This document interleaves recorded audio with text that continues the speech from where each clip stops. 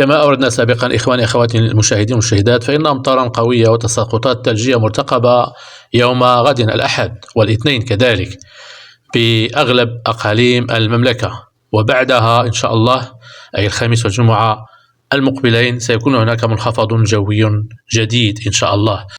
وقد أفادت المديرية العامة للأرصاد الجوية بأن أمطارا قوية أحيانا رعدية وتساقطات ثلجية وهبات رياح قوية مرتقبة يومي الأحد والاثنين بغرب المملكة وشمالها، وأيضا بشرق المملكة وبجنوبها، حيث ستعم الأمطار إن شاء الله مع أمطار خفيفة وضعيفة ببجدر، طنطا، العيون. وأوضحت المديرية في نشرة جوية خاصة من المستوى البرتقالي وتحذيرا أن أمطارا قوية أحيانا رعدية ستبلغ 30 إلى 50 ملم، وهي نسبة مهمة قد تحدث فيضانات.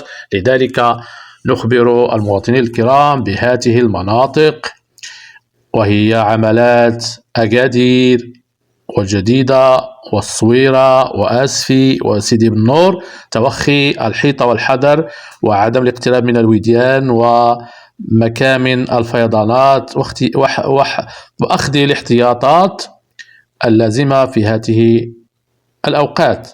وستمتد هذه الأمطار من 1 صباحا من يومه الأحد إلى غاية الساعة 3 بعد الزوال حسب المديرية. كذلك قالت إن أمطارا معتدلة لكنها أيضا رعدية وتبلغ من 20 إلى 30 ملم ستهم أقاليم الحوز، وهي أزيلال، بني ملال، وكذا بن سليمان، ثم برشيد والدار البيضاء، وشمالا شفشاون، ثم شيشاوة وشتوكة أيت بها، وإنزقان أيت ملول، وقنيطرة وخنيفرة والعرائش ومديونة والمحمدية والنواصر ووزان، الرباط، سلا، صخيرات، تمارة، تاونات، ترودان، تطوان، تيزنيت، مشيرة إلى أن هذه التساقطات ستكون مصحوبة أحيانا بتساقط البرد أو ما يسمى بالتبروري، وكذا بهبوب رياح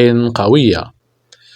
أما التساقطات الثلجية إن شاء الله فتبدأ مع علو 1500 متر وتبلغ 10 إلى 40 سنتيمترا، وهي نسب مهمة في هذا الشهر المبارك. ومن المرتقب أن تهم يومي غد الأحد ثم الاثنين عملات شيشاوة، أزيلال، الحوز، ورزازات، تينغير، بني ملال، خنيفرة، إفران، ميدلت، بولمان، صفرو، تارودانت، شفشاون، تازا والحسيمة. وتهب رياح قوية أيضا تبلغ 75 كيلومتر إلى 90 كيلومتر بمناطق متعددة، منها مناطق في الشمال وفي المغرب الشرقي. إن أعجبك الفيديو لا تنسى الإعجاب والاشتراك في القناة.